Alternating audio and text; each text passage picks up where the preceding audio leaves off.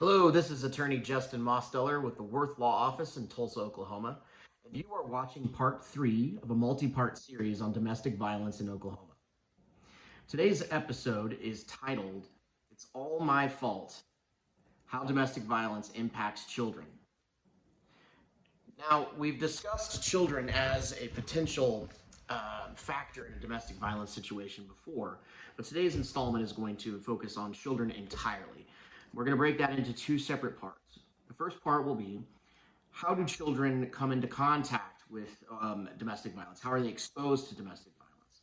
And the second part will be, what type of impact does exposure to domestic violence have on children as they develop? Now, children typically encounter domestic violence visually. Normally, these children they see the effects of domestic violence. Either they see the actual incident occur itself, or they see the aftermath, such as bruising on one of the partners. And the children internalize this. It creates an atmosphere of violence in the house. Emotional abuse also involves the children. Put downs by one partner against the other in the presence of the child. Humiliating one of the partners in the presence of a child.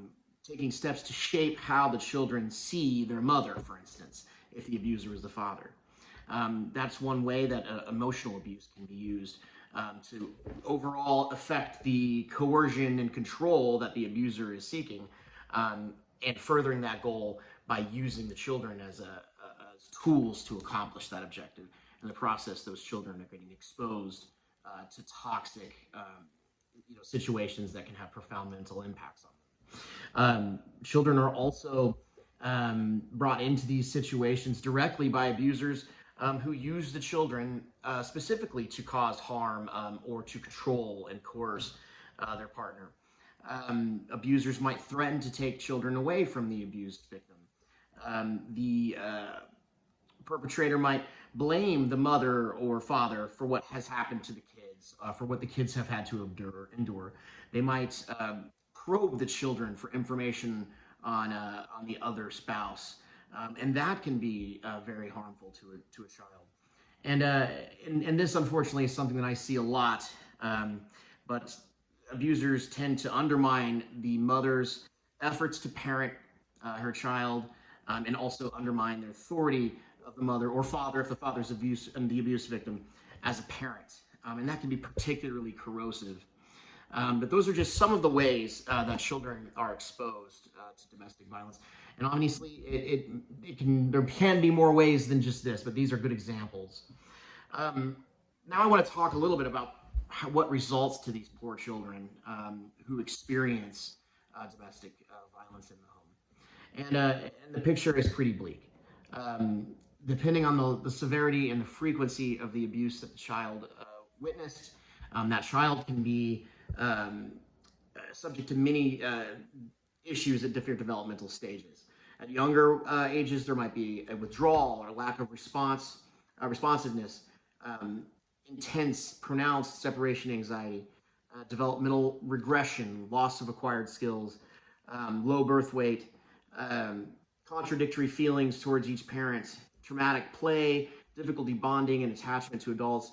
And just for your reference, I'm reading these to you today from a resource provided by the National Council Against Domestic Violence and published in a manual from Oklahoma DHS about domestic violence, and specifically the how to better serve children in domestic violence situations.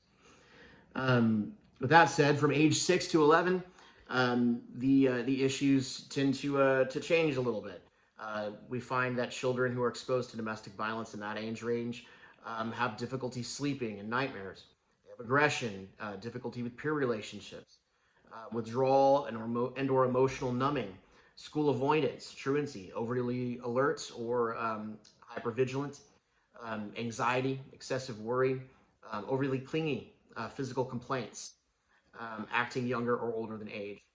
From 12 to 18, children exposed to domestic violence tend to display more impulsive and or reckless behaviors. They're more likely to suffer from depression, anxiety, withdrawal, PTSD. They're more likely to be aggressive and delinquent.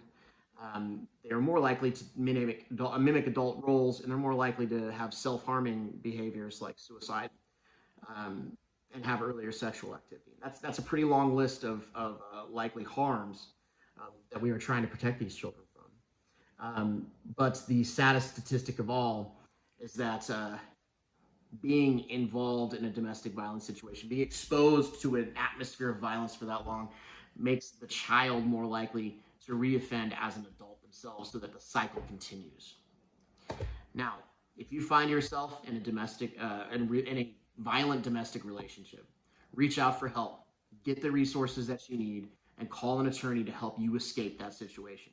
Because the longer that you are in it, the more harm you're doing to your children. You may not be thinking of it that way, and you may think that, oh, the children aren't seeing all the things that are happening here. We're doing a really good job of not letting them see our arguments, covering up the bruises. But I did want to provide one more bit of information. This comes from the same report I've been reading off of. And I'll just read this here. That surveys have shown 80 to 90% of children in domestic violence homes can provide detailed accounts of specific instances of violence. That means that these kids are seeing these acts even when we think they're not seeing these acts.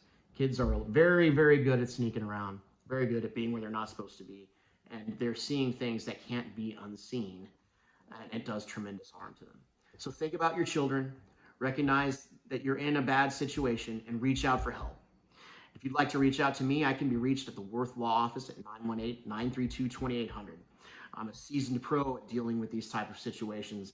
I'm looking forward to working with you to get your life back on track and to get you out of that dangerous situation. Thanks.